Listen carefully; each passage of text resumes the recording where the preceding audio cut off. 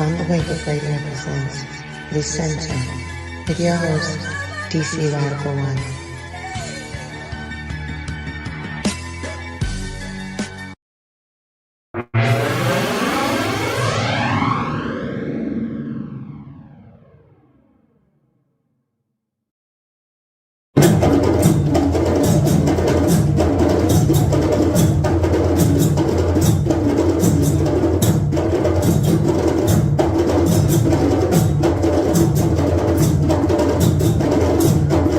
Question is, now, you see, the way you talk are frightening quite a lot of people. Okay. All right, according to what they've been saying and what I know.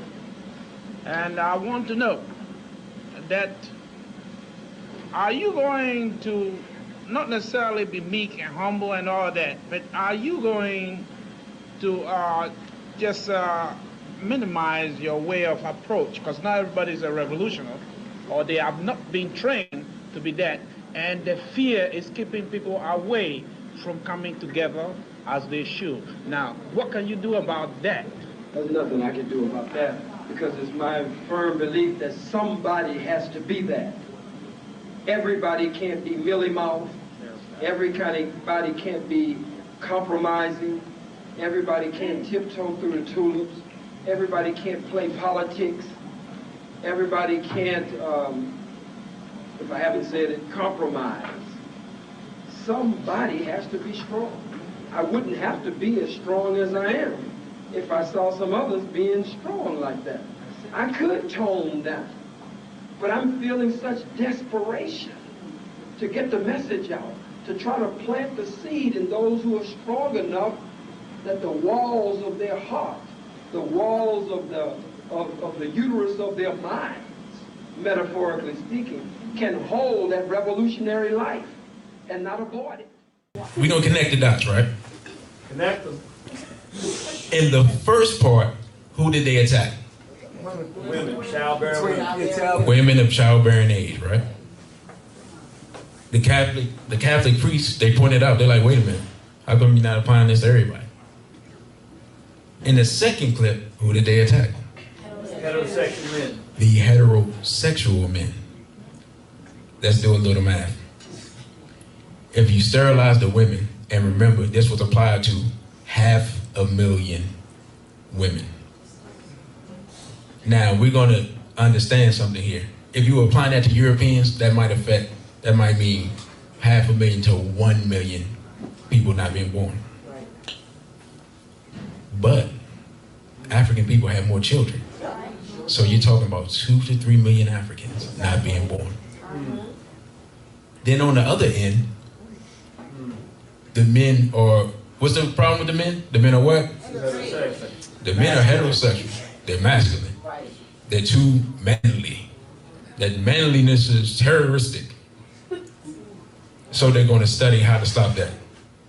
So if you attack the women with the drugs and you turn the men into homosexuals, how many people will be produced? Zero. Genocide, plain and simple, and they tell you and throw it right in your face. Out there, we have to be careful what sign we're standing next to. That's right. They had every color damn sign out there. That's right. We're queers for Mumia. That's a shame. We went to rallies in Philly. Every time the new Black Panther Party comes up, people got problems. Everybody could come up for Mumia and all political prisoners except the Black Panther Party. Right. Nobody wanted us around. Crazy cracker women standing up with their fists in the air talking about what I just mentioned, queers for Mumia. We're the lesbians for Mumia. And they are welcome at every rally. But some of our own brothers and sisters who claim to be revolutionaries will welcome the queers, will welcome the sissies, the faggots, will welcome the lesbians, the transvestites, the crossovers, the used-to-bes, the wanna-bes. They will welcome all of them. But when we come and say, Black Power, they say, oh, we don't need that. That's divisive. That divides the people. We don't need that on the platform for the political prison. God damn it, if a faggot can stand up,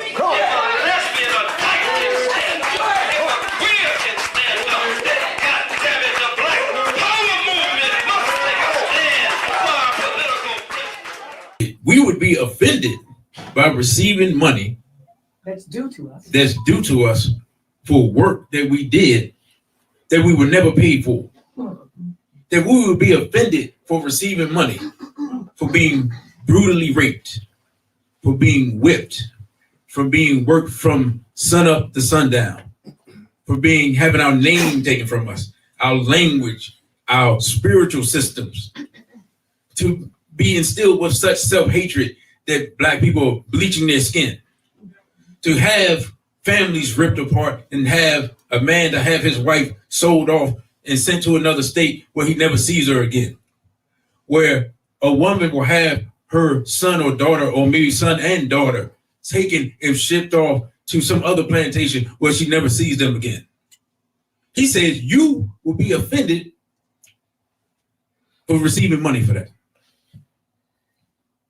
Dr. Collins said, yes, we need reparations, but white man, we also need some of your blood. I'll take the money first and the blood second, or vice versa. But what does the homosexual say? He basically said, white people won't like us if we get reparations. Right? I mean, think about it. He steps up here before Congress and talks to the chairman, who is Mr. Cohen. What type of name is Cohen? Small hat. He tells Mr. Small Hat, hey, man, we don't need any money, Mr. Small Hat. And Mr. Small Hat, of course, is going to say, of course you don't, because he would be one of the main people that need to pay, because the hats were behind the slave trade. That's right.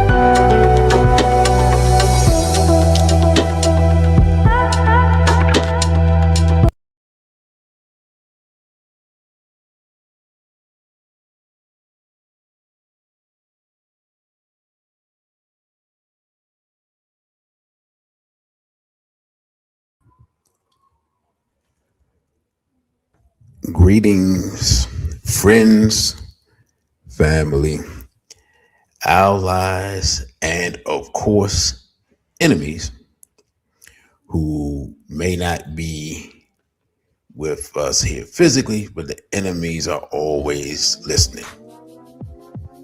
I am your host, DC Radical One, and you have entered the center.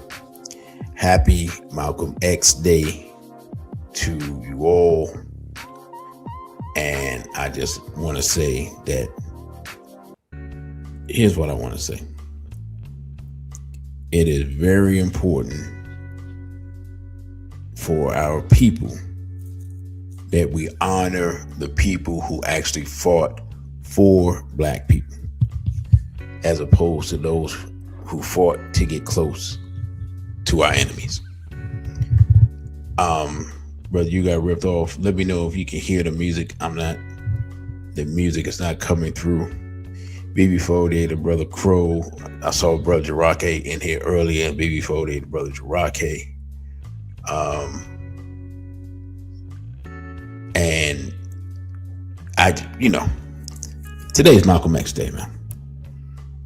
Happy Malcolm X Day. I wish I could have been in New York, because it's a very special time up there. All right, there we go. Sure, my volume is okay. That's cool. I wish I could have been there. I have gone before, and I'll just say this: if you have not, in fact, brother, you got ripped off. Next year, we have to plan a trip for you and the family to go to New York on Malcolm X Day, because that's an experience that they need to have.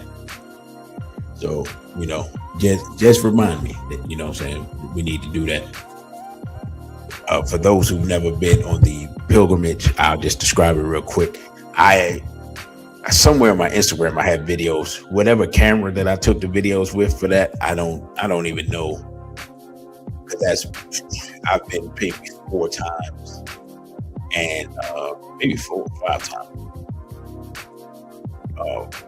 Black Power, brother Vincent Ali, good to see you, good brother. I've been like 4 or 5 times. Now I'll just give a description of what it was like for me.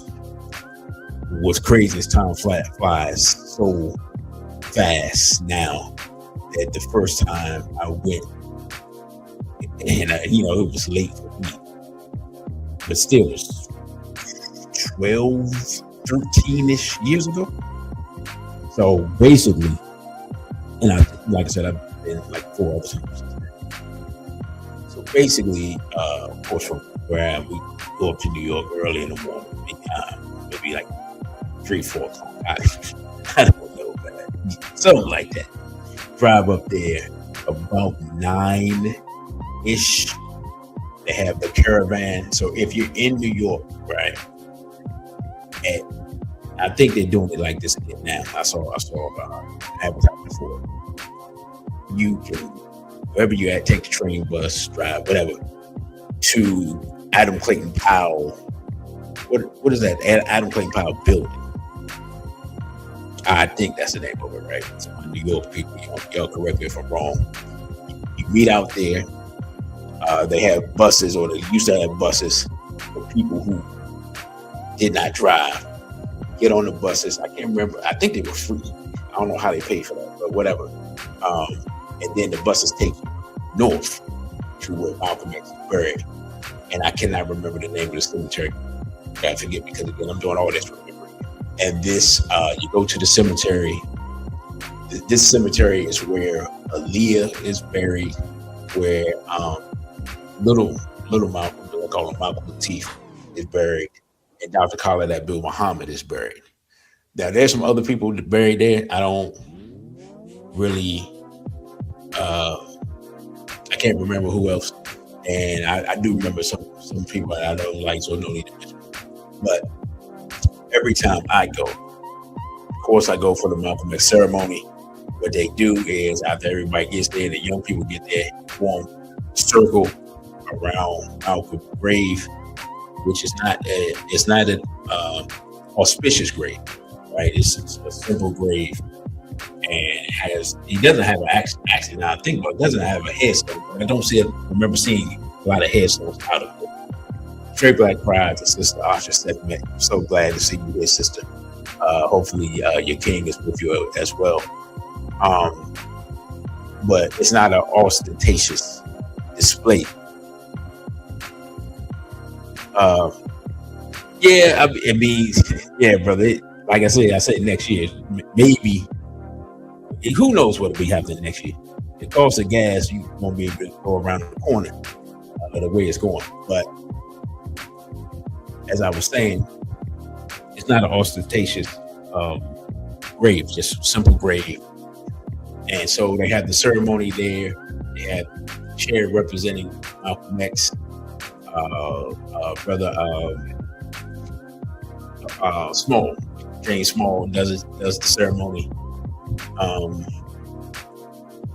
And sister said she just listened about it. Yeah, that's magnificent right there. Listen to the Grassroots is my favorite. And so the people gathered around, and they had basically spiritual ceremonies for Islam, Christianity, Yoruba religions. We had Malcolm X family members, and I'm trying to remember some of the other stuff, and different speakers or whatever. In small speeches, and family members speak, whatever. And that's the ceremony. So every time I go, this is just me. Every time I go, then I go. I'll say it's at least a quarter of the way away to see Dr. Khalid Abdul Muhammad. I speak with him, I commune with him. I also, because he's in walking distance, I stop to see Malcolm Latif. It breaks my heart to think about that brother every time, because I got to see him and meet him. And Bibi Faudier, Sister Najee, so glad to see you, sister. Glad you could at least step in and check in. And Malcolm Latif was a really a beautiful brother, and his death really hurt me. It still hurts me to this day, because I think about the lost opportunity, because I could see what he could be, and our enemies saw it. And I'm just gonna say this, straight out. What I'm saying? We're gonna have real talk. Our enemies believe in us more than we believe in ourselves. Now you're gonna say, DC, what this got to do with Malcolm X? Our enemies got to the point where Malcolm X was so dangerous that they had to collaborate with different enemies of his to destroy him, right? Physically.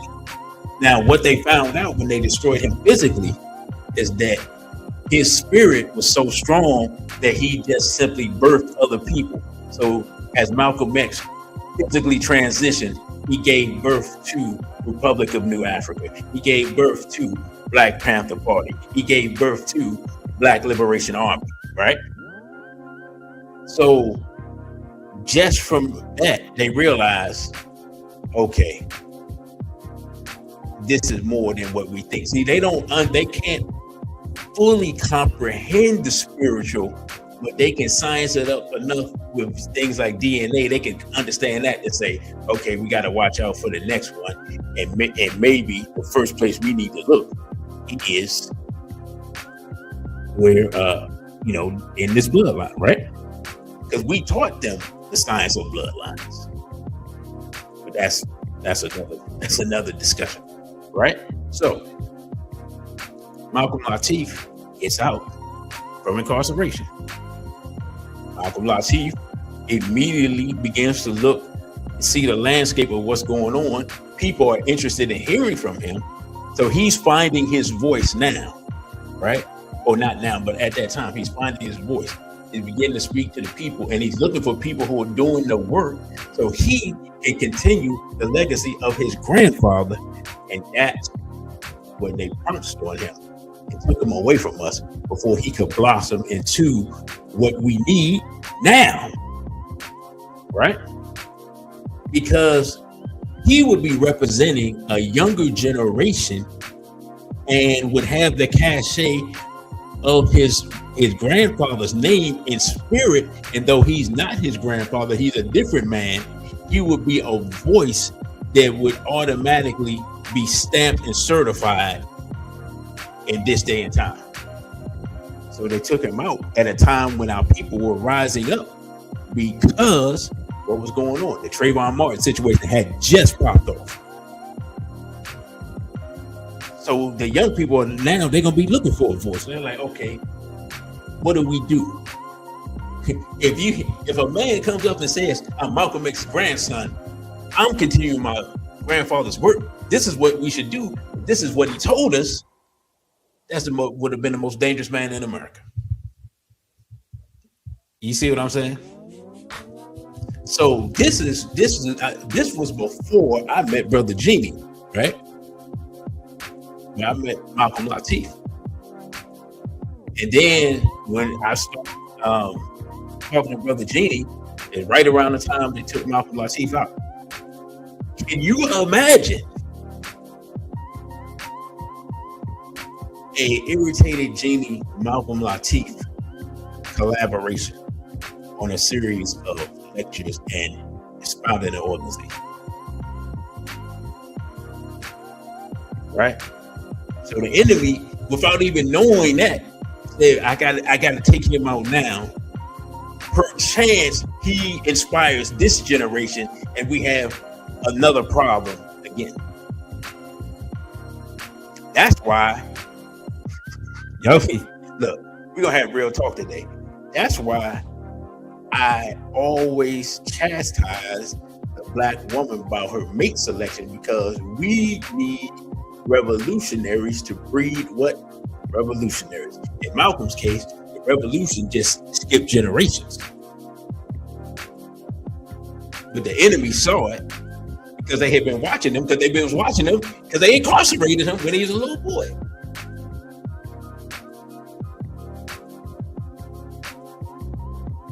Right? So when y'all hear me like, man, why DC always talking about what the women pick, and why they don't do protective room, and why they don't be with this person and that person? That's why.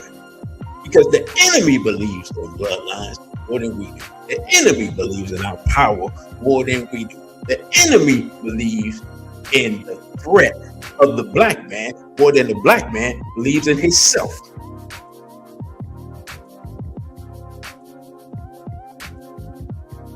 If you don't think, let's be realistic.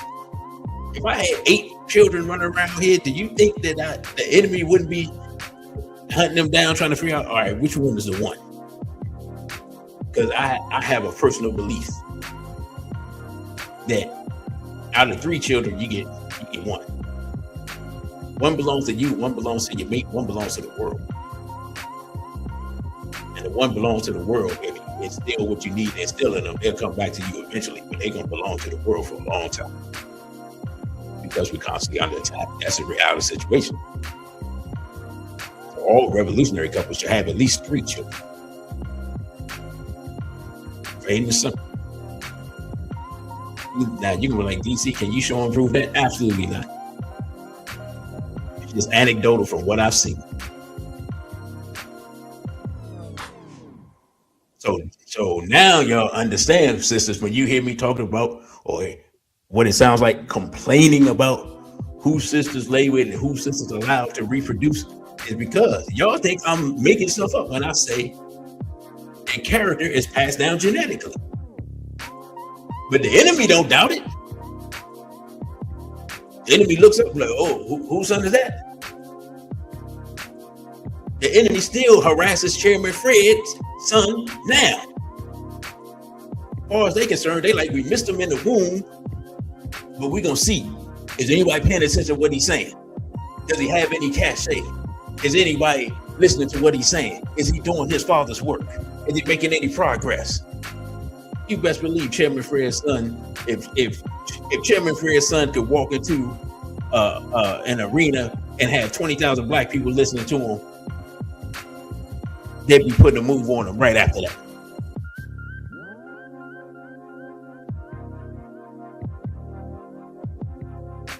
See, we don't even understand. We refuse to accept our power.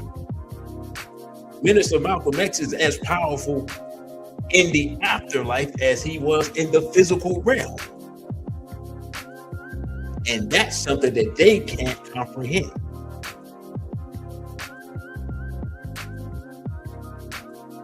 And that's what causes the fear of the black man. Because even if you take him off the planet, he's still here. Chairman Fred, still here. Minister Malcolm X, still here. I'm one of the spiritual sons of Malcolm. I'm one of the spiritual sons of Dr. Collins. I watched Quanell X yesterday, one of the sons of Collins in Houston challenged a racist redneck who disrespected some black women. He said, say it to my face, and I will make you feel the power of the ancestors. And Urugu was scared to death. Because look, Quanell X been out there. He was right beside Dr. Collins. Strong. He's still in Houston doing work. Quanell would have crushed that European and took the arrest like ain't nothing happened.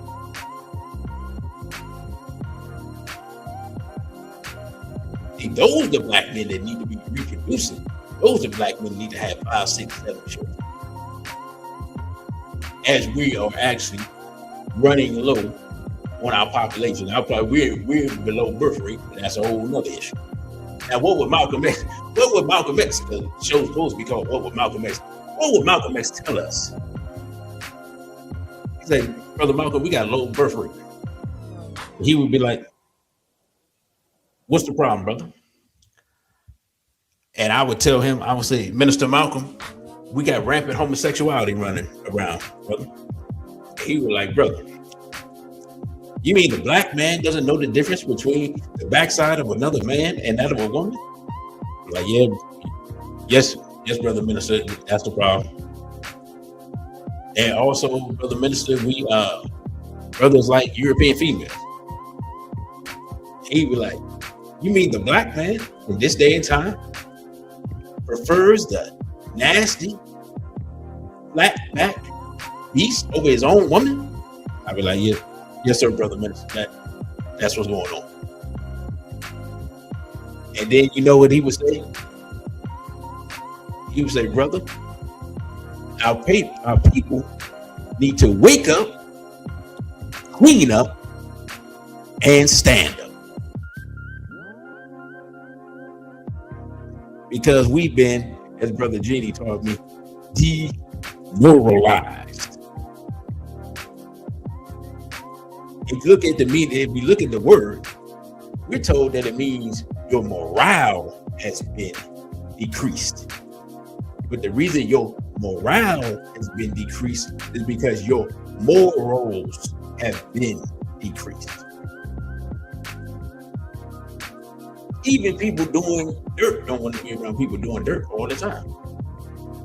And that's what's become of our communities. We're addicted to filth.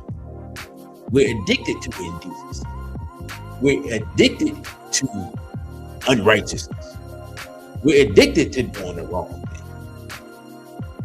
So before we can even organize, you have to have some decent people in order to be able to come together, because a bunch of indecent people are going to irritate each other, because the mind of the people is a reflection of the European who enslaves us.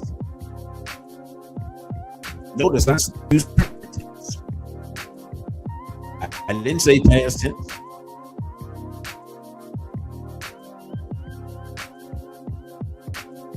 That's what's going on now. Now y'all gonna say, DC, I'm not a slave. I can go to work. I can buy wherever I want to. I can live wherever I want to. I can buy whatever I want to. Okay. We'll try to organize with black people.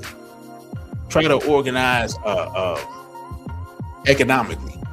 Try to organize financially. Try to organize spiritually. Try to organize a self-defense formation, and see if you don't come under attack. See if your name isn't driven through the mud. See if your employment all of a sudden gets attacked. We know this is the case because a small hat said that anybody that stands against Israel, they're going to attack them financially. They said that publicly. They just admitting what we already knew. So in order to think you are free, you're only free to do what your enemy tells you to do. 5 years ago, they just said no jab, no job. So I don't even know what we're talking about right now.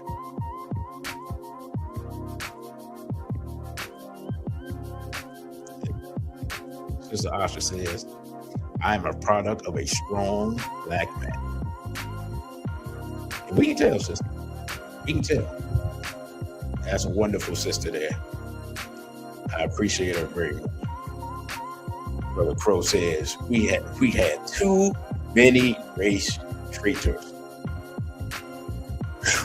Brother, I can't talk about that because I don't know what brother minister would say, but you know what? I know for sure, without question, what Dr. Collins would say. And I don't have to say that. You know what Dr. Collins would say.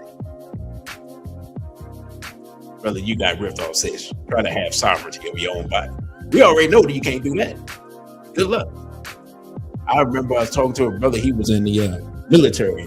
He said he broke his hand. And they charged him with destruction of federal property. I said, what's the federal property? He said, my hand. My body belongs to the military. I said, yeah, I'm not going to sign up for that. But it's not just the people in the military. It's just more obvious with them. It's somewhere in the fine print of the paperwork. We think we're free because we can vote. You're voting for Democrats who used to be Republicans and Republicans that used to be Democrats. Look at the political history. Most black people who vote Democrat don't even know the black man who advised Kennedy and gave the strategy to get black people to vote Democrat. You don't even know who the credit or why you became a Democrat. Because Martin Luther King was a Republican. And most people listen to Martin Luther King because if we had listened to Malcolm X, guess what I'm going to say? We either be free or we be dead. But we took a lot of them with us. Right? So, I didn't know what I was going to do today. I just hope that the spirit of one of the ancestors would come through and we would have good dialogue. I thank everybody for coming. Please don't forget to like, share, subscribe. Share this with the people. Share this with the people who do not know Minister Malcolm X. And what I want to do, I want to play a couple of clips. I'm going to play a clip from his time in Harlem, New York. I don't have that much time. I only got like an hour and a half. His time in Harlem, New York, when he was still under Honorable Elijah Muhammad. And what we're going to do is we're basically going to look at the evolution, I would call the evolution of a revolutionary. So we're going to play this clip and we're just going to just talk about this clip.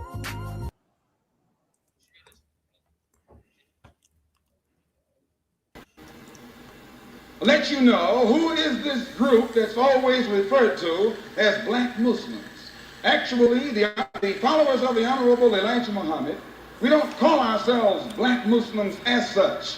This is a name that was invented by a so-called Negro preacher named Reverend C. Eric Lincoln, who was a preacher, a Methodist preacher down in Atlanta, Georgia, whom the white man selected and sent to Boston University, where he did some research on the work of the Honorable Elijah Muhammad here in America. After Reverend Lincoln finished his study, he wrote a thesis, and after it was accepted, he was called a doctor. I guess he's a doctor of Muslimology, and he developed his thesis into a book called The Black Muslims, and today the white man calls us the black Muslims, not because we are black people who are Muslims, but he tries to make it look like we are black Muslims, something distinct, separate, and apart from the Muslims in Africa and Asia. Because the number one tactic that the white man has always used when he wanted to suppress and oppress and exploit has been divide and conquer. So he tries to divide us from the Muslims abroad. He tries to divide us from our own people here in this country. His constant tactic or effort to create division and get at us has been a failure, thanks to Almighty God, Allah. As Muslims, we are the same as the people who call themselves Muslims. We are Muslims because our religion is the religion of Islam. And there are 725 million people in the dark world, primarily in Africa and Asia, whose religion is the religion of Islam. 725 million people in the dark world who 5 times a day turn toward Mecca and bear witness that there is no God but Allah and Muhammad is the apostle of Allah. In the language of our forefathers, as the Honorable El-Hajj Muhammad has taught us, they say, Ashhadu la ilaha illallah wa ashhadu anna Muhammadan Rasulullah. Before you and I were brought,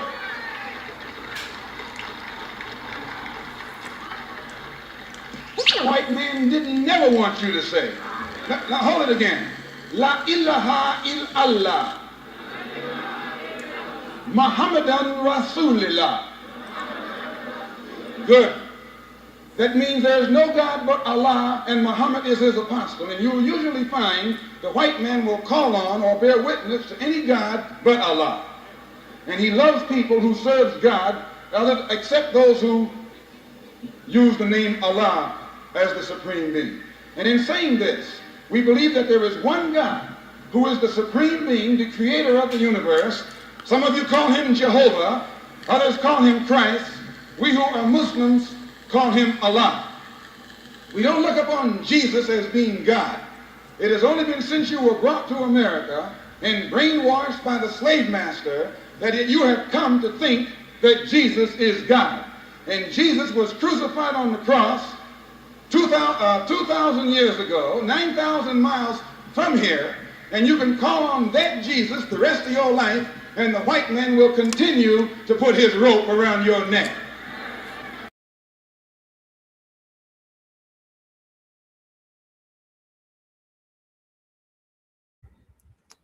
So that was Minister Malcolm X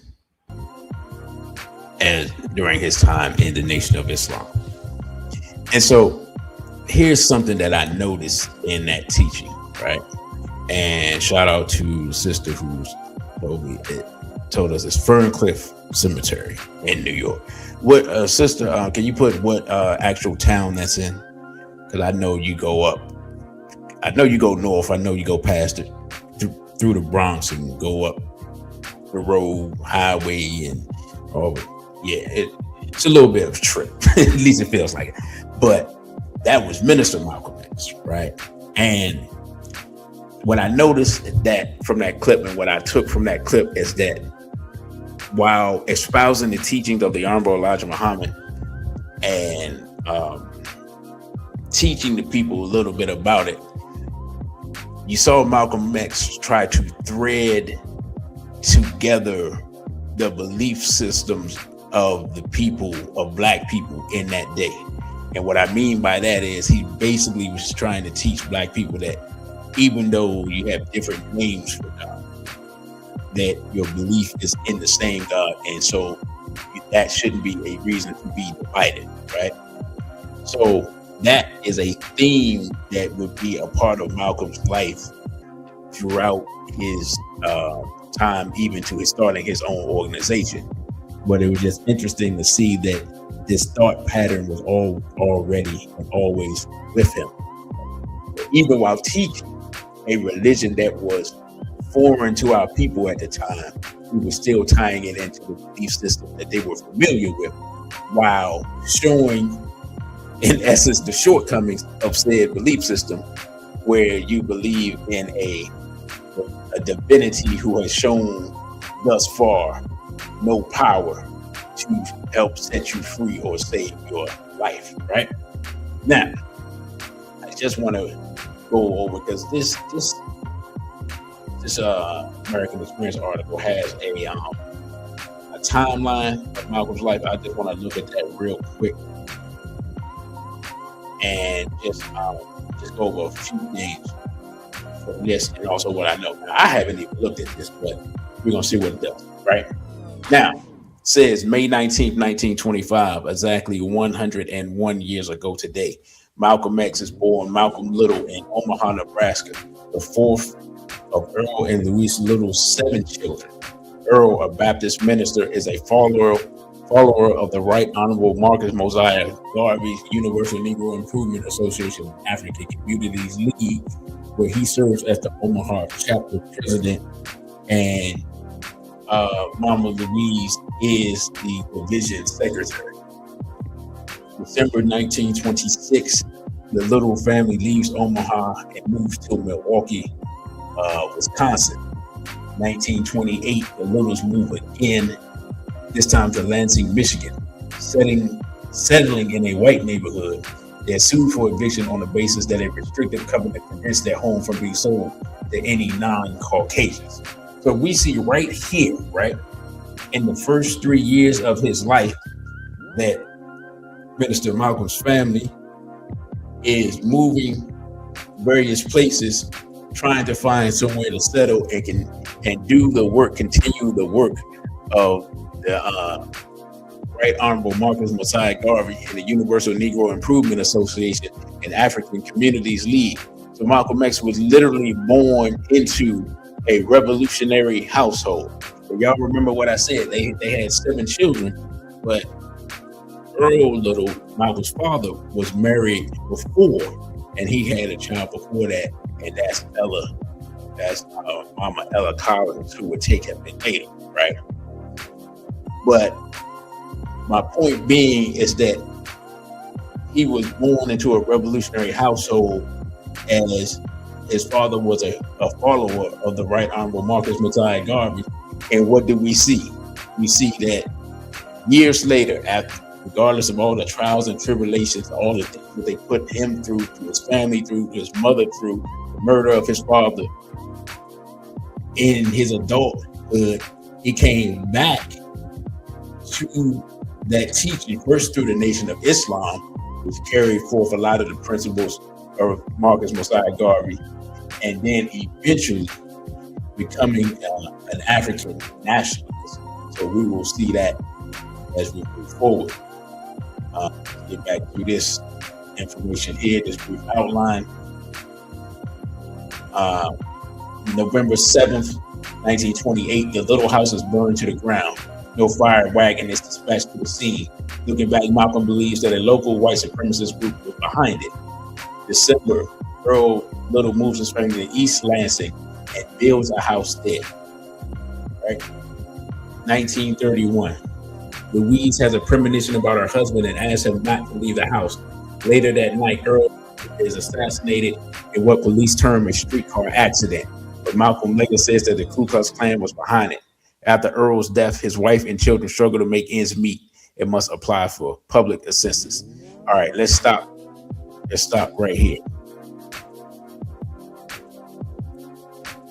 Here is, my brother Crow said, I didn't know Malcolm used to live in Milwaukee before he lived in Lansing. I had heard that, but it's been so long, brother, I had literally forgotten.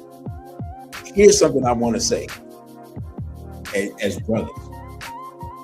When you're dealing with a woman who has great spiritual insight, y'all remember I talked about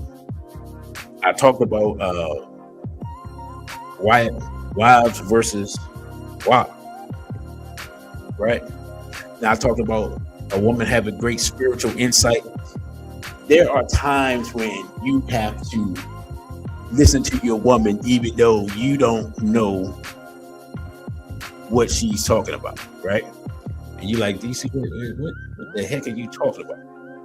What does it say? It says, Louise had a premonition about her husband and asked him not to leave the house. Sometimes when your woman says she doesn't want you to leave the house, if this is unusual behavior for her, brother, just stay in the house. Not only stay in the house, but check your shotgun. Make sure the shotgun is accessible. your AK if you got it, 9mm, whatever you got. You know, crossbow, whatever you have. You ain't got nothing but a baseball bat. Pull it out of the closet, right? Because if there's unusual behavior for your woman and she's not one of them women that don't want you to go nowhere, don't want you to do that. If that's not the case, listen to that woman. Because many times, many of our sisters, at least before, were in tune and the ancestors speak to them. And sometimes the ancestors speak to you through them and it just pays to listen. Right? So, 1938, Louise Little is diagnosed as mentally ill and sent to Kalamazoo State Mental Hospital, where she will stay for 26 years. They kept her basically until, if I'm not mistaken, less than a year before Malcolm was assassinated, if I'm not mistaken. 1939, the state faces the little children with various foster families, and Malcolm, who has been kicked out of school in the 7th grade, is sent to a juvenile home in a nearly all-white community of Mason, Michigan. He does well at school there, earning straight A's and being elected class president, but his teacher discourages him from his goal of becoming a lawyer. I'm glad they covered that. 1940, 15-year-old Malcolm visits his half-sister Ella Collins in the Roxbury neighborhood of Boston and is entranced. I couldn't have feigned indifference if I had tried to, he later says. I didn't know the world contained as many Negroes as I saw thronging downtown in Roxbury at night. I would just say this, man.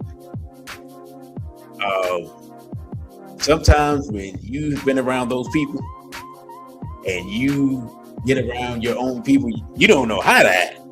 You like, I ain't never seen it be black people. You know what I'm saying? So Malcolm didn't know what to do. He just like, all right, I think I need to be here.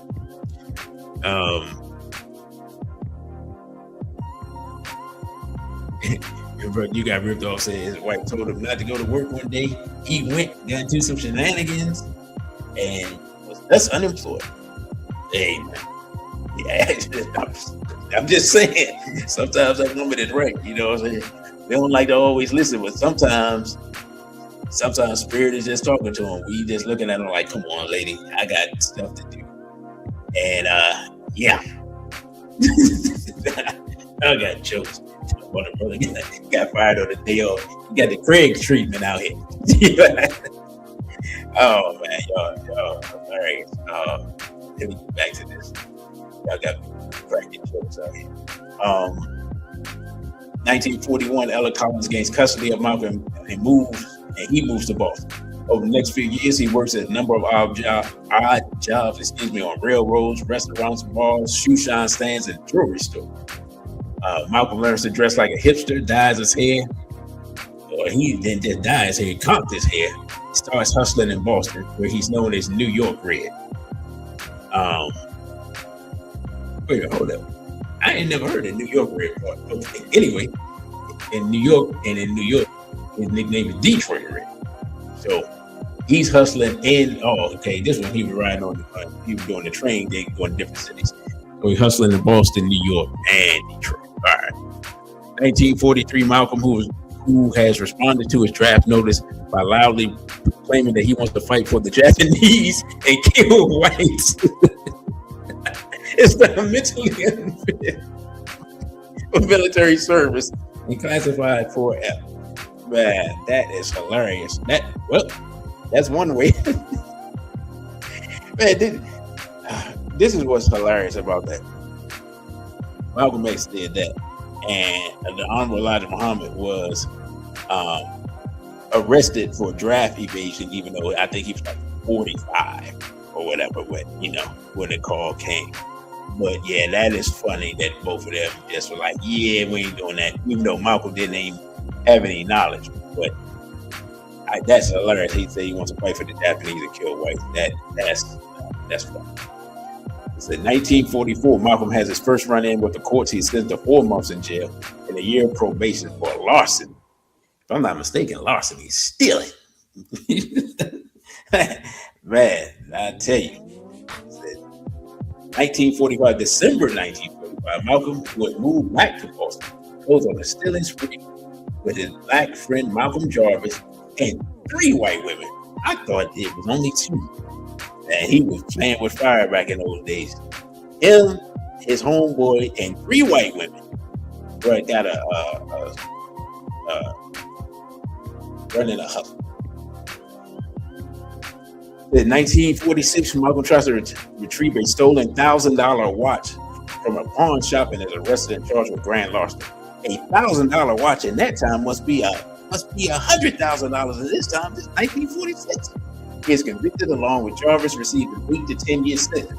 The white women have their sentences suspended. Malcolm's girlfriend served 7 months in prison. The women refused. The police suggested to charge Malcolm and Malcolm Jarvis with violating the women.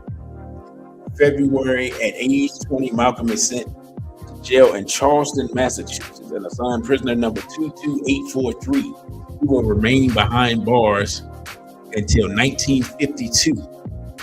He is transferred to Concord Reformatory for 15 months in 1947, transferred to Norfolk Prison Colony in 1948. Says 1947, Malcolm meets a fellow convict he calls Bimby, who convinces Malcolm to study and develop his mind. Jarvis's words in prison: "The only way we knew to rebel was to cram some knowledge into our brains." In 1948, Malcolm's siblings, 4 of whom have converted to Islam, introduce him to the words of the Honorable El-Hajj Muhammad, the leader of the Nation of Islam, who is himself in prison for sedition and violation of draft laws. The 2 men correspond, and Malcolm continues his course of study, eventually writing to the Massachusetts governor and demanding the rights to practice Islam in prison. He also joins the prison debate team and begins attracting attention for his oratorical skills. 1951, Malcolm is denied parole. 1952, Malcolm is released on parole and spends one night with Ella Collins and goes to Detroit to live with his brother Wilfred. He quickly joins the Nation of Islam and attends meetings at Detroit's Temple Number 1, one of the 4 temples that the nation operates at the time. Let's stop right here. There were 4 temples at the time that the soon-to-be minister Malcolm X joined. By the time he left, that number was more than double. That's the work that he did for the Nation of Islam. And Brother Kwame Ture said that Malcolm was an organizer and a mobilizer, and his tremendous speech where he breaks down the difference between organization and mobilization. And he talks about making the unconscious conscious. It is the best. It is probably the best speech on organization and nationalism I have ever heard. Shout out to Baba Kwame Ture when he broke down the difference between organization and mobilization and gave the understanding and the example of Minister Malcolm X and Dr. Martin Luther King Jr. It just, man, it just opened my mind as an organizer and a revolutionary, and say, yeah, because it allowed me to see people who didn't understand and people who weren't serious. They had the power to mobilize because of funding and because of popularity and because of notoriety, but they didn't have the capacity to organize. They could mobilize because of those things that I mentioned, but they couldn't organize because they didn't have, one, the skill set nor the integrity to organize. Because there's a certain integrity that it takes in order to organize, because you have to dedicate yourself to the organizational process, right? So that's something I learned. But Malcolm X was a natural organizer because what? His father was an organizer for a toll chapter leader for the Universal Negro Improvement Association and African Communities, right? So let's get back through our and the brother said that, I'm gonna be honest, we need a mini series on Malcolm X that focuses on his entire life and including his time in Africa, his time in Mecca, and his time afterwards, because there are a lot of things that get chopped up and confused.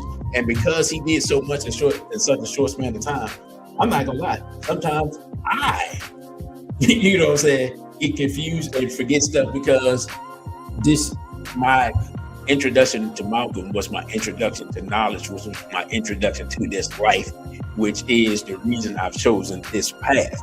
I could have very well been a Negro who followed along the Negro path and probably be making goo gobs of money doing some computer stuff and probably doing as much Negroing as one can Negro.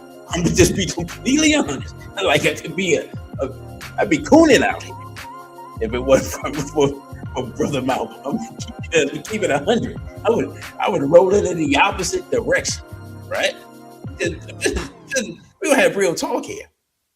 The same way that Malcolm was running around with 3 European females and going buck wild, and that way I wasn't going buck wild as far as like criminal activity, but as far as like going along to get along and liking them folks and all that stuff, listening to rock music and all that type of stuff, absolutely. I was headed in a whole different direction. Brother, you got ripped off says, check out that irony though. The enemy tried to destroy him since before birth, but instead it would be their machinations which gave him the experiences to become the best version of his work. Let's take a look at it. Yeah. When your path is laid by the Creator and the ancestors, your path is laid by the Creator and the ancestors. Once you accept that path, the enemy can't do anything to stop that path. They can shorten it, but they can't stop it, as we see. Like the brother said, it's a beautiful teaching. Now, where was I? Oh, okay. Let's see this. Okay. Yeah, Malcolm's released on parole, spends one night with Ella Collins, and then goes to Detroit to live with Brother Wilfred, who joins the Nation of Islam, attends meeting at Detroit Temple number 1, which was founded by the founder, if I'm not mistaken, Farad Muhammad. One of the 4 temples the nation has at the time, right? We see this, 1952, there are 4 temples, right? This is also right around the time where I don't think Elijah Muhammad had been out of jail too long himself. I'm not sure the exact year. My apologies for not having that information. Malcolm rejects the surname Little as a slave name given to his family by white oppressors. He becomes known as Malcolm X. That is a process within the Nation of Islam where you write your letter to the headquarters that you bear witness that there's no God but Allah. And I forgot everything that you write in a letter because that was 100 years ago. And then if you are approved, you receive your X. The process has probably been changed to the new Nation of Islam, but I'm not sure.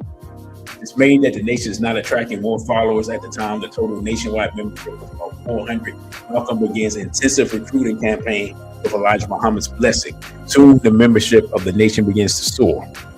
In 1953, 1 year ago, having tripled the membership of the Detroit Temple in 1 year, he is appointed assistant minister there.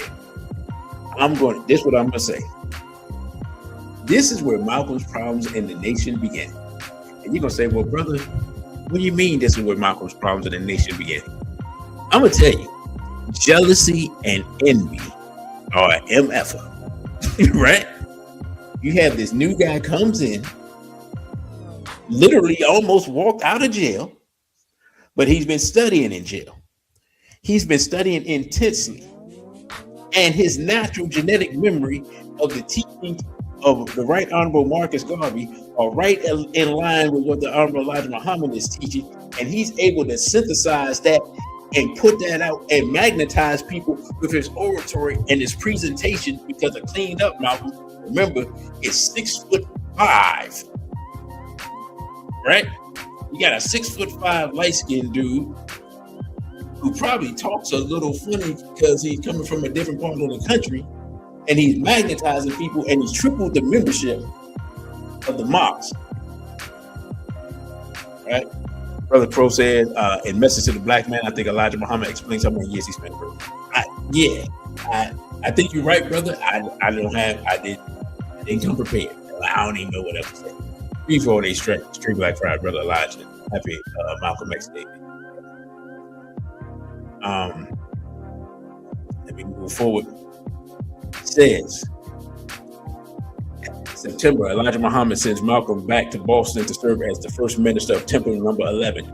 Remember, we started a couple of years ago with 4 temples. Malcolm has tripled the membership of Detroit, and now you're up to Temple number 11. He goes on to organize temples along the East Coast, including Hartford and Philadelphia, attracting new members wherever he speaks. In 1954, June, Elijah Muhammad gives Malcolm his highest appointment to date, Chief Minister of Harlem's Temple number 7, which is the Star Temple, has always been the Star Temple in the Nation of Islam. The Star Temples have always been.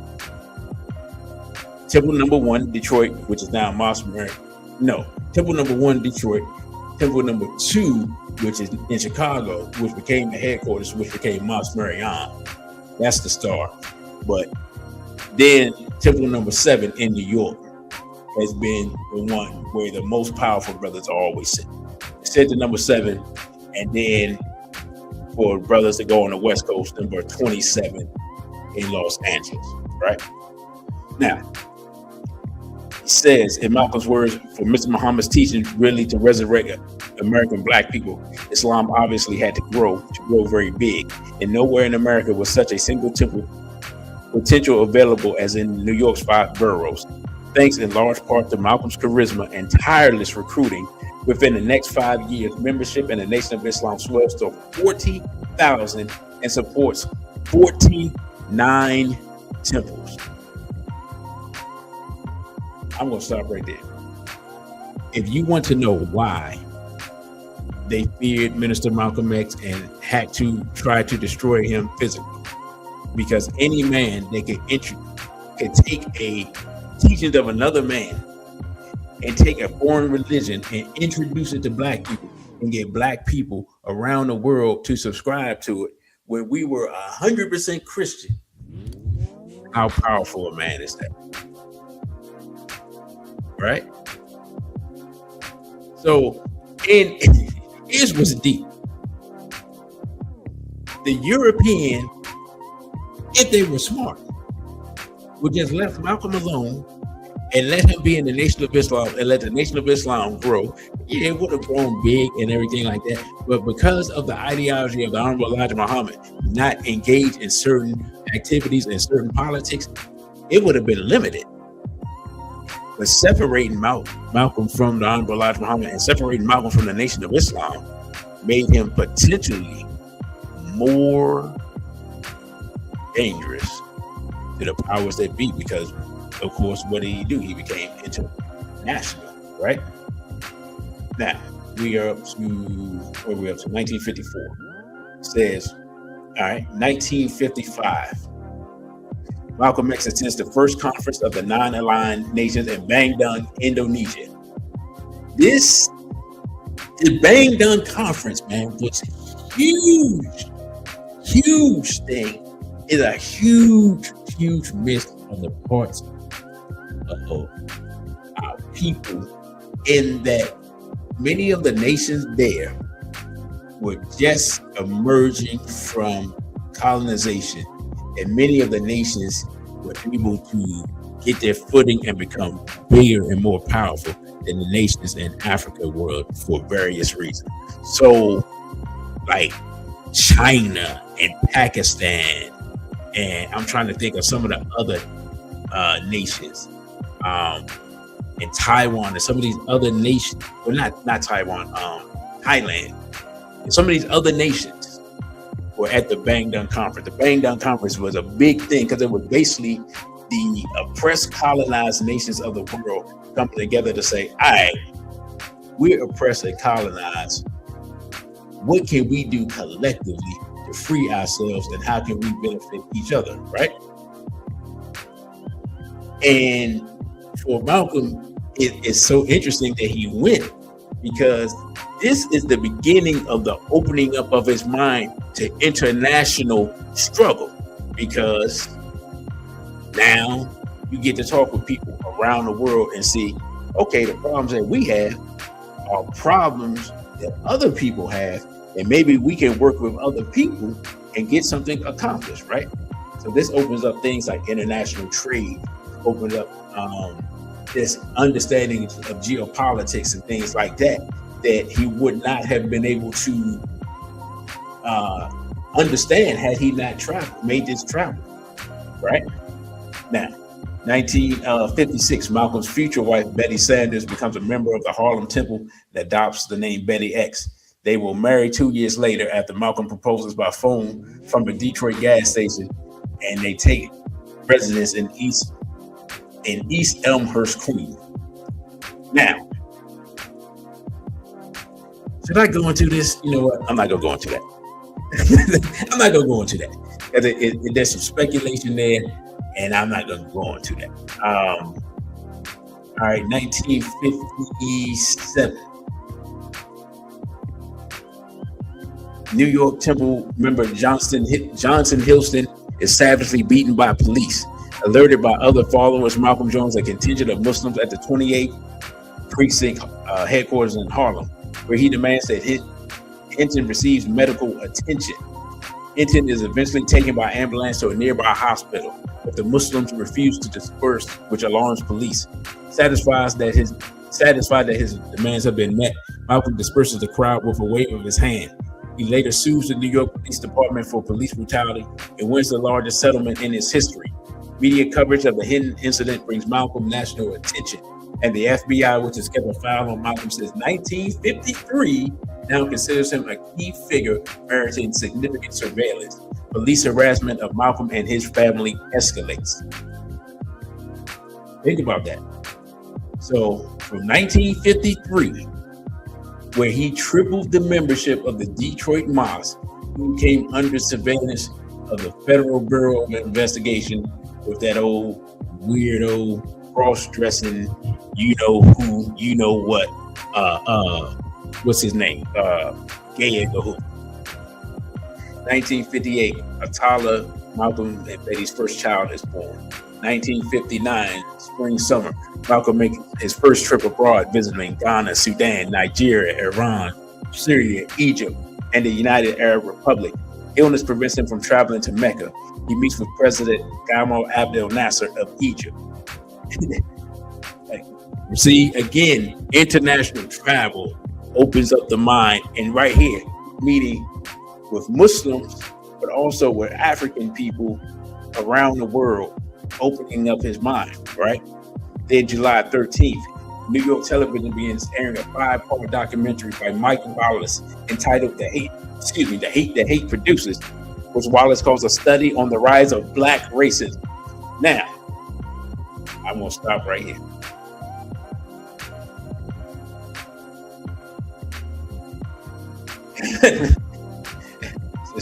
Listen, now Jay got jokes. Proposal by phone. Most women today would have lost with Malcolm. Right. Malcolm had today he would have texted and they be like, I ain't taking that seriously. Because I'm feeling in a good mood because it's Malcolm Day. The first person who can tell me the nationality of Mike Wallace, whose name is not You Got Ripped Off, will get a lecture of mine of their choice. Right? So whoever knows Mike Wallace's nationality, you know what I'm saying?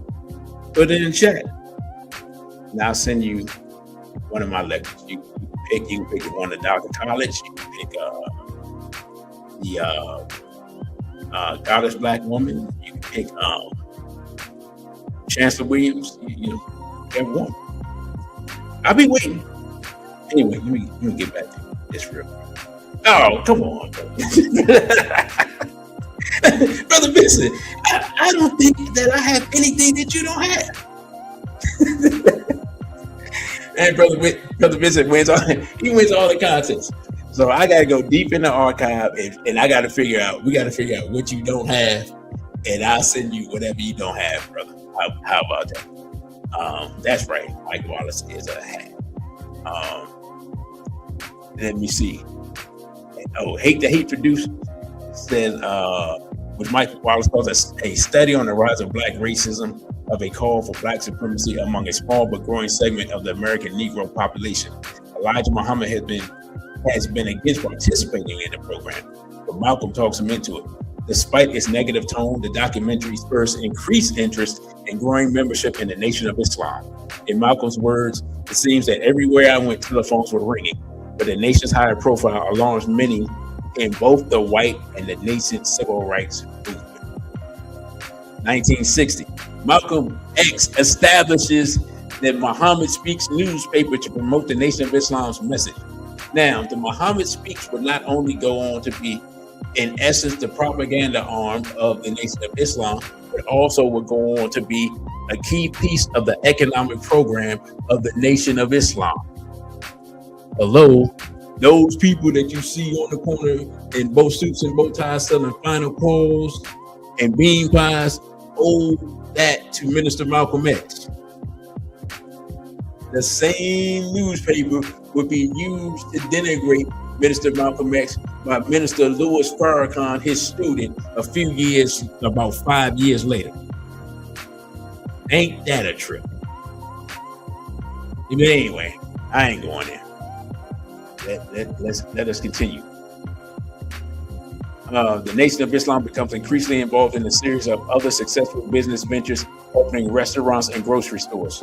Despite the initial resistance from Malcolm X, who accused him of being the white man's spy, black writer Alex Haley composes an article about the Nation of Islam entitled Mr. Muhammad Speaks for Reader's Digest, which both Malcolm and Elijah Muhammad compliment.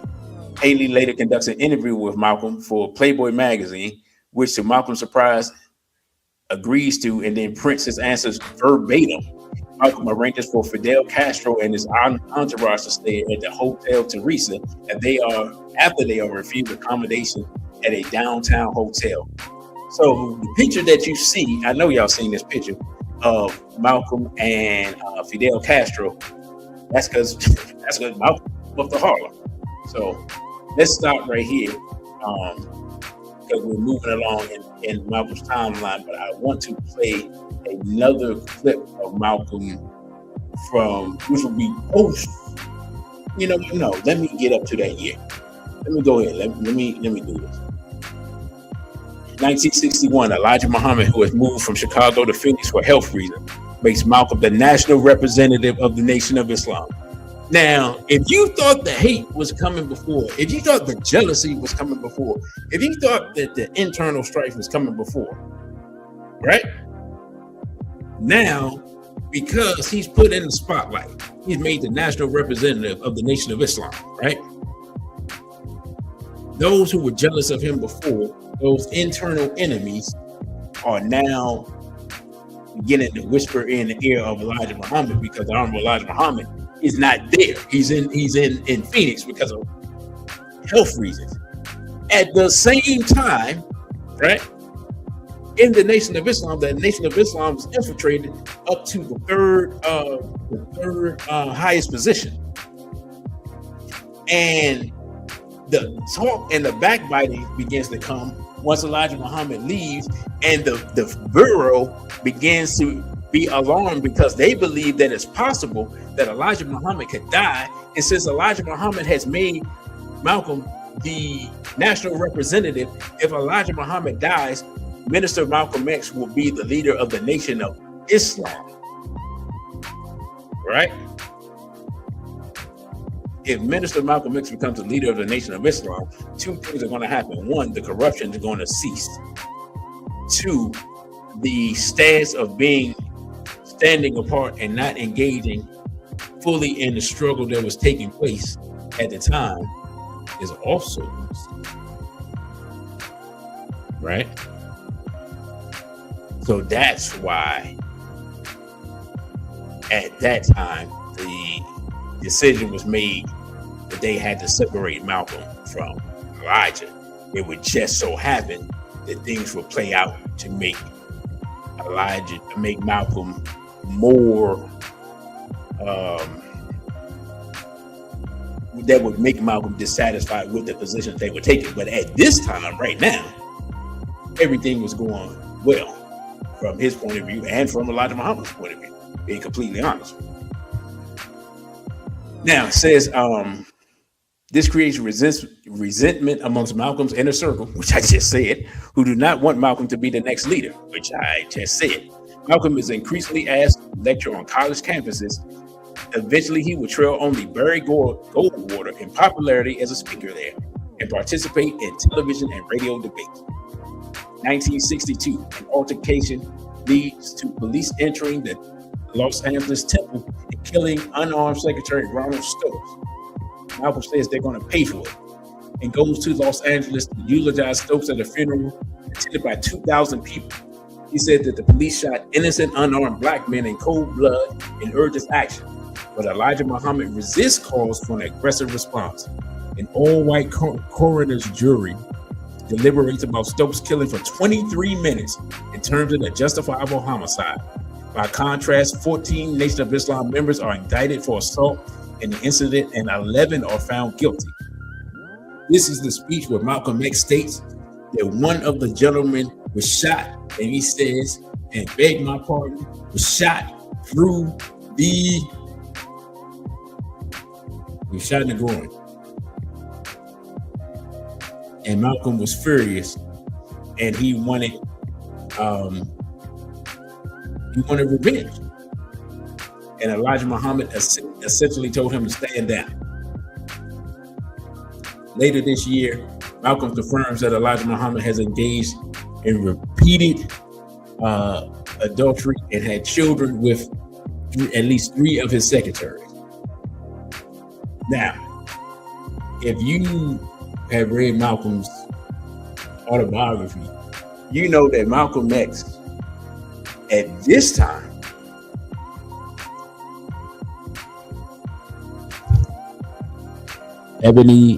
sister, I'll do that. That actually, there is a book out about Mama Louise out recently that someone recommended to me, where they follow her life exclusively. So I will eventually get a chance to get into that. So this is the turning point in Malcolm X's life. Now, for those of you who have studied Malcolm and know his mindset at the time, he was still dedicated to the Honorable Elijah Muhammad. Even though he had heard the rumors, he didn't believe them. And the funny thing is, people try to make it like he was starting the rumors, but he was hearing the rumors, and he didn't want to believe it. But one of the sisters that had got pregnant by the Honorable Elijah Muhammad was actually a sister that he had been interested in previously, right? When he found out, he said, okay, well, because Elijah Muhammad was teaching that he is the Elijah in the Bible and the Muhammad in the Quran, right? So as a messenger, it's his right to have multiple wives. So Malcolm was actually going to go with that. He's like, okay, that makes sense. But then when he talked to some of the sisters, the Honorable Elijah Muhammad wasn't taking care of some of the sisters that would have been his additional wives. Now, you can't have additional wives in America, but okay, from a religious context, can you have multiple wives in Islam? Yes. So that's that. But because he wasn't taking care of these women, that's when Malcolm began to say, well, okay, we're not going to do this. We can't have the most moral organization in the world, and then we're going to have multiple women, and then we're not going to take care of them, and we're not going to go public and say these are wives, and we're going to leave people in limbo with this nebulous stuff. Then I got to stand here and try to defend it when I'm trying to process it in my own mind. We got a problem, right? So, and in addition, you have the issues with not retaliating against the police. So this is really the turning point in Malcolm's life, right? Now, from there, it says, Herbert Muhammad, as Muhammad speaks to minimize the coverage of Malcolm. Now, that's Elijah Muhammad's son. Herbert Muhammad will also go on to be the manager for Muhammad Ali, who Malcolm X, I believe, is teaching at this time. So now I want to pause here, and because I do got another video of Minister Malcolm that I want to play, and I just wanted to play these 3 videos so we can see his evolution at the different stages of his life. Pause this, and let's see. Is this the one I want? I think this is it. Assalamu alaikum. Mr. Moderator, our distinguished guests, brothers and sisters, our friends and our enemies.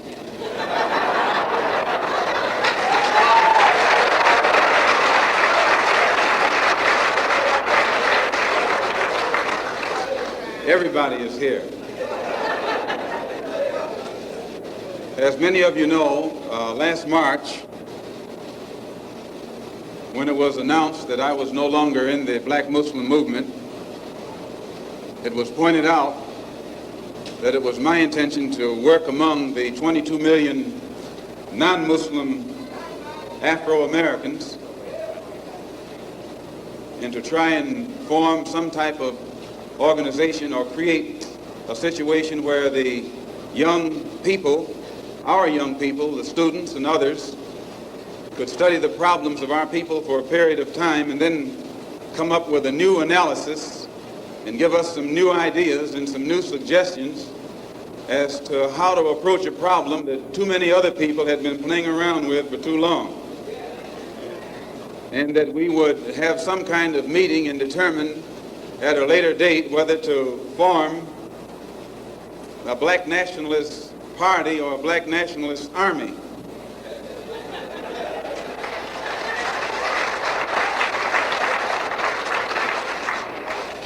There have been many of our people across the country from all walks of life who have taken it upon themselves to try and pool their ideas and to come up with some kind of solution to the problem that confronts all of our people. And tonight we are here to try and get an understanding of what it is they've come up with. Also, recently, when I was blessed to make a trip or a pilgrimage, a religious pilgrimage to the holy city of Mecca, where I met many people from all over the world, plus spent many weeks in Africa, trying to broaden my own scope and get more of an open mind to look at the problem as it actually is. One of the things that I realized, and I realized this even before going over there, was that our African brothers have gained their independence faster than you and I here in America have. They've also gained recognition and respect as human beings much faster than you and I. Just 10 years ago on the African continent, our people were colonized. They were suffering all forms of colonization, oppression, exploitation, degradation, humiliation, discrimination, and every other kind of Asian. And in a short time, they have gained more independence, more recognition, more respect as human beings than you and I have. And you and I live in a country which is supposed to be the citadel of education, freedom, justice, democracy, and all of those other pretty sounding words. So it was our intention to try and find out what was our African brothers doing to get results so that you and I could study what they had done and perhaps gain from that study or benefit from their experiences. And my traveling over there was designed to help to find out how. One of the first things that the independent African nations did was to form an organization called the Organization of African Unity. The purpose of our Organization of Afro-American Unity, which has the same aim and objective, to fight whoever gets in our way.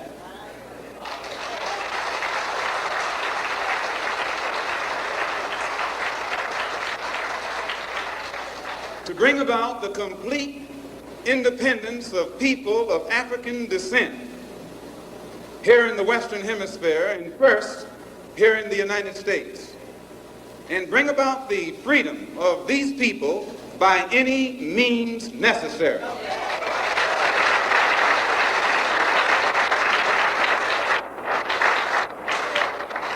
That's our motto. The purpose of our organization is to start right here in Harlem, which has the largest concentration of people of African descent that exists anywhere on this earth. There are more Africans here in Harlem than exist in any city on the African continent, because that's what you and I are, Africans. The Charter of the United Nations, the Universal Declaration of Human Rights, the Constitution of the United States, and the Bill of Rights are the principles in which we believe, and that these documents, if put into practice, represent the essence of mankind's hopes and good intentions, desirous that all Afro-American people and organizations should henceforth unite so that the welfare and well-being of our people will be assured. We are resolved to reinforce the common bond of purpose between our people by submerging all of our differences and establishing non-sectarian constructive programs for human rights. We hereby present this charter. Number one, the establishment. The Organization of Afro-American Unity shall include all people of African descent in the Western Hemisphere. In essence, what it is saying, instead of you and me running around here seeking allies in our struggle for freedom, in the Irish neighborhood or the Jewish neighborhood or the Italian neighborhood, we need to seek some allies among people who look something like we do. And once we get their allies, it's time out for you and me to stop running away from the wolf right into the arms of the fox, looking for some kind of help. That's a drag. Number two, self-defense.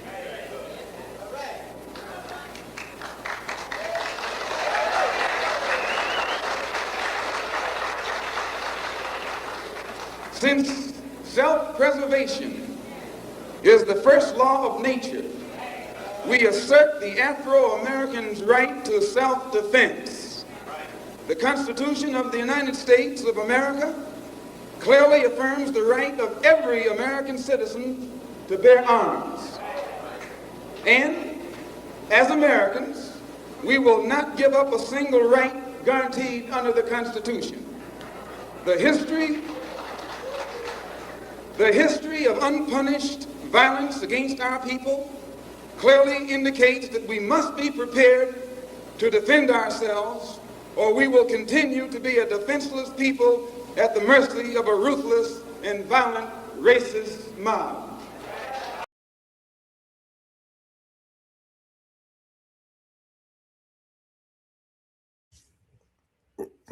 Right. So we see where Malcolm was heading intellectually, spiritually, and politically. That is from By Any Means Necessary in Harlem, which was the founding of the universal, he just said it, I just lost my train of thought. I'm so stuck on UNIA, but the founding of the Organization of Afro-American Unity. And we see that one of the key pillars, number two, was self-defense. And to this day, right? I just saw somebody sent me something where a young lady, I believe 14 or 15, was found basically lynched at a church, and I'm not sure which city. And I'm gonna look into that, and I may do a report on that. So we have more guns in our neighborhoods than we've had at that time. We have more people shooting up everything in sight.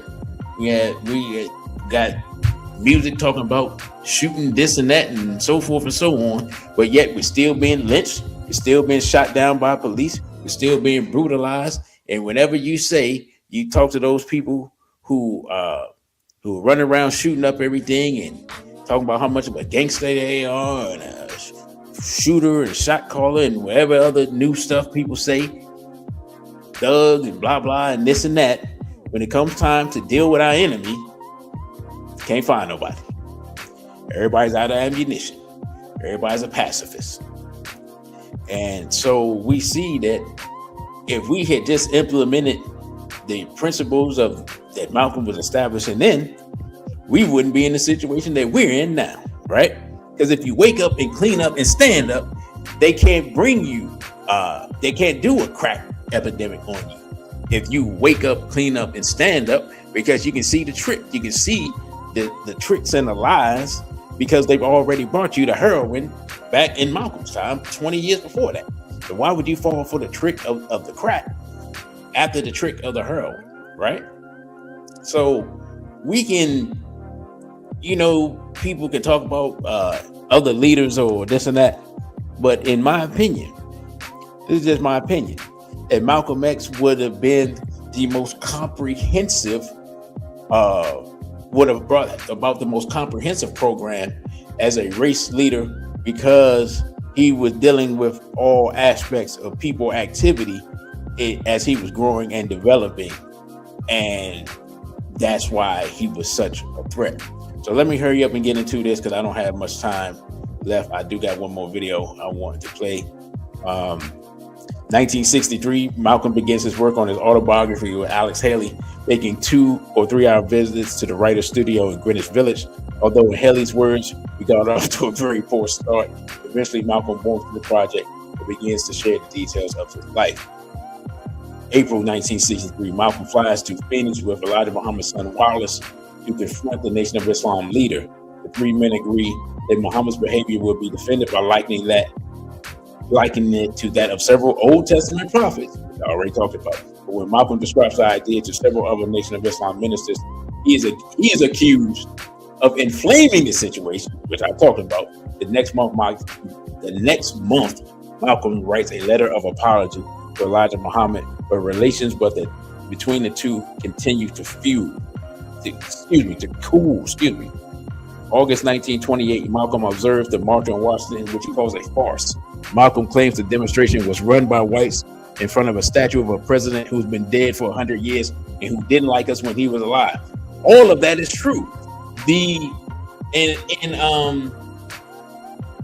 to the Grassroots, Malcolm breaks down that Stephen Currier paid each of the big six Negro organizations in order for them to get along and to be able to pull off the March on Washington. And Stephen Currier, from my understanding, I talked about that before. I did a show on that, right? Stephen Currier was connected with the Hats. Anyway, so yeah, I talked about that. I can't even remember what show, brother. You got ripped off. You can remember the show. You can tell me. Just a few days after President John F. Kennedy was assassinated, Malcolm speaks at a Nation of Islam rally in New York, and in response to a question after the rally, describes the foul play that the United States has committed around the world, and states that Kennedy's slaying is a chase of chickens coming home to roost. 3 days later, Elijah Muhammad, who had ordered Malcolm not to comment on the assassination, responds by silencing him for 90 days, during which time Malcolm was forbidden to teach or talk to the press. 1964, January, Malcolm goes to Phoenix to meet with Elijah Muhammad, who orders him to put out the fire you started about the leader's adultery. Malcolm is also removed from the nation as the nation's national representative and as minister of Temple Number 7. January 15th, Malcolm and his family spent a week at Boxer Cassius Clay's Miami compound. Clay, though not yet a Muslim, sees guidance as he prepares for a fight against Sonny Liston. After this visit, tensions increase between Malcolm and Elijah Muhammad. Cassius Clay becomes a member of the Nation of Islam and is renamed Muhammad Ali at the National Convention, to which Malcolm is not invited. The National Convention is actually in February, and that is the National Convention is known as Savior's Day. So I'm going to pause here because, I'm not going to pause here. No, let me get through this part here. In March, Malcolm is suspended indefinitely by the Nation of Islam. Malcolm announces plans to form his own organization called the Muslim Mosque Incorporated. The Nation of Islam responds by requesting via certified mail that he surrender all of its properties, including Malcolm's house in Queens. Malcolm predicts that the black Muslim leaders will murder him because I know where the bodies are buried. While in Washington to observe a Senate filibuster against the Civil Rights Bill, Malcolm has a chance meeting with Martin Luther King, and a photographer snaps the only picture ever taken of the two men together. April 1964, Malcolm delivers his famous election year speech, The Ballot or the Bullet. He then leaves for a 5-week tour of Egypt, Lebanon, Liberia, Senegal, Nigeria, Ghana, and Saudi Arabia, where he makes a pilgrimage, makes the Hajj to Mecca, and receives his new Islamic name, El-Hajj Malik El-Shabazz, as well as expresses a somewhat different attitude about race. Be careful with that part because, well, I'm going to play the clip. Anyway, in Mecca, Malcolm writes he witnessed pilgrims from all colors, from all parts of the earth, displaying a spirit of unity and brotherhood like I've never seen before. While still determined to bring charges of mistreatment of African Americans against the United States in the United Nations, Malcolm opines that studying Islam might cause some white Americans to turn from their racism. So we're going to stop right there. I got another clip to play, and I guess I should have stopped the music then because that's when the music kind of faded out. But anyway, let us. What am I not remembering? Not remembering, brother. You got ripped off. Said don't remember. What am I not remembering? Was that for me or was that for someone else?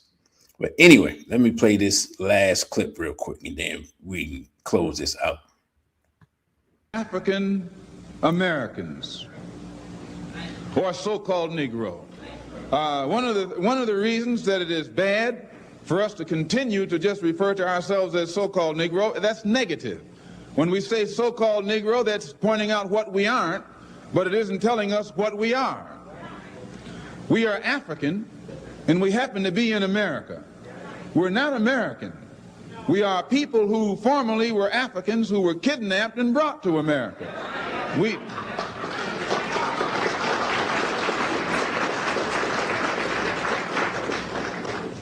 Our forefathers weren't the Pilgrims. We didn't land on Plymouth Rock. The rock was landed on us.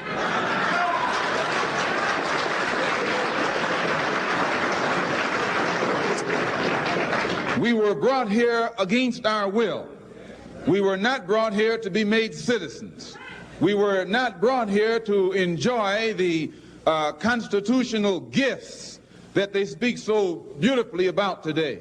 And because we weren't brought here to be made citizens today, now that we've become awakened to some degree and we begin to ask for those things which they say are supposedly for Americans, they look upon us with hostility and unfriendliness. So our unwanted presence, the fact that we are unwanted, is becoming magnified in all of America's preachments today. In the United Nations, you have poor nations and rich nations. They say that the most powerful bloc in the UN are the African Asian bloc. These are the poor nations. Yet they carry more weight in this political body than the nations do who have all the money. Why? Because no matter how wealthy America is, she only has one vote. No matter how wealthy Russia is, she only has one vote. Whereas all the poor nations in Africa who have just emerged into independence, they have each a vote too. And they stick together and are able to outmaneuver the rich nations. This is by having independence and the right to vote in the political world body, it has enabled the dark nations to band together and use the strength of their ballot to force the wealthy nations, which are the white nations, into giving more independence to other nations who are still under their jurisdiction. You and I have to look at this and understand this, that the ballot is as powerful as the bullet. Now, if you and I leave it up to the moderate Negro leaders, they'll be able to trick it up and make the world think that they passed something that doesn't really mean anything. So what you and I have got to do is get involved. You and I have to be right there breathing down their throat Every time they look over their shoulder, we want them to see us. We want to make them pass the strongest civil rights bill they've ever passed. Because we know even after they pass it, they can't enforce it. In order to do this, we're starting a voters registration drive. We have to get everybody in Harlem registered. Not as Democrats or Republicans, but registered as independents. We're going to organize a corps of brothers and sisters who, after the city is mapped out, they won't leave one apartment house door not knocked on. There won't be a door in Harlem that will not have been knocked on to see that whatever black face lives behind that door is registered to vote by a certain time this year. Nobody will have an excuse not to be registered. We'll ask him, let us see your card. If you don't have the sense of responsibility to get registered, we'll move you out of town.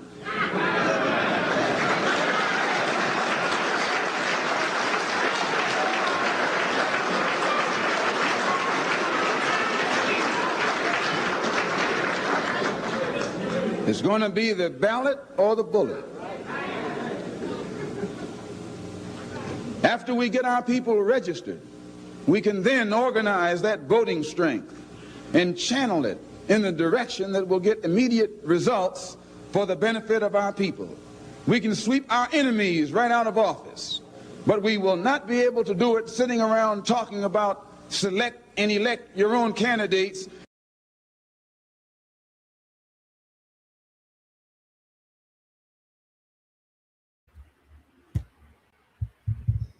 All right, so that was Minister Malcolm talking about an election strategy. And so my time is short, but I will say this in closing. One thing about Minister Malcolm X was that he was willing to do whatever it took for us to be free. And that was really the spirit of the ballot or the bullet speech. If elections will help us be free, okay, let's get registered and let's get registered. Now, notice what he said. Let's get registered, but let's not register as Republican or Democrat. Let's be independent. And then let's use that to vote for whoever the best candidate is for black people. We haven't learned that lesson yet. It's been 60 years. Also, he said, or the bullet, meaning if voting doesn't work, then we had to use something else, a little more stronger. We haven't learned that lesson yet. And so the importance of teaching our children, our sons, our daughters, and some adults about Malcolm X is so that they can understand that it's not just about loving white folks. That there were other people that taught other means. There were people who taught other methods. There were people who were growing and developing. There were people who were looking at it from an internationalist perspective. They weren't just looking at it from here. Malcolm was learning what African people were doing at the time, and then said, "Let's try that." And we know that it would have been effective because that's why you have the UN Security Council and the permanent votes of a bunch of white nations that keep black nations from being able to do anything. Right? The UN Security Council is a bunch of white nations in China. So I'll just say this. For those who are not familiar, studying the life of Malcolm X can be very gratifying and very eye-opening. Brother came on and said he has an organization, AFDP. Brother, send me an email. The email is running along the bottom. My Instagram, dc.radical1, the Twitter, dcradical_ONE.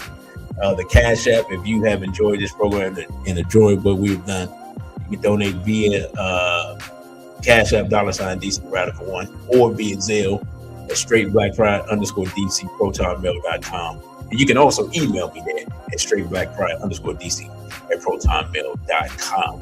I would just say this. If we don't learn anything else, we learn two things from Minister Malcolm. One, we need to organize or we won't be able to accomplish anything. Two, we have to get rid of our fear of our enemies and stop worshiping our enemies as God. If we could do those two things, we would greatly improve our lives. And one more thing. We have to clean up our filthy behavior, or else we're not going to accomplish anything. Can't be N-word and calling out women B's and Asians, women running around half naked. I see young, this is not just black women. I see young sisters, teenagers running around half dressed. We got to clean up. Brothers smoking every day, drinking every day, drinking, smoking, who knows what. We got to clean up. We're not going to be able to accomplish anything. Wake up, clean up, stand up. If we're not willing to do that, then we face extinction. Because in that time, Malcolm was in the time of oppression. We're in the time of extinction. So with that, brothers and sisters, I'm going to say this. I am working on getting an interview with Brother Irritated Genie. And I'm just going to say this. If we can get this Malcolm X dedication up to at least 250 views, and we can get our last two videos that we put out up to 200 views, then I will work my hardest to get the brother on before the end of the month. So if you all view the programs, we will, I'll get the brother on because he has some work that he has been doing. And Brother Grove says that Dr. Collar did a similar lecture called The Bullet on the Bullet. Yes, sir. That's a great lecture, brother. Yes, sir, it is. No, sir, brother. I did not. If you're talking about Brother Genie's favor, I did not. I'll save that for later because, like I said, we plan to bring the brother on if we get the proper views. By the way, thank everybody for looking at the short. Last time I looked, that thing had over 900 views. So I appreciate that. So with that, brothers and sisters, I thank you all for listening. Don't forget to like, share, and subscribe. I'm your brother, DC Radical One. With that, I say BB4ODA and straight black pride.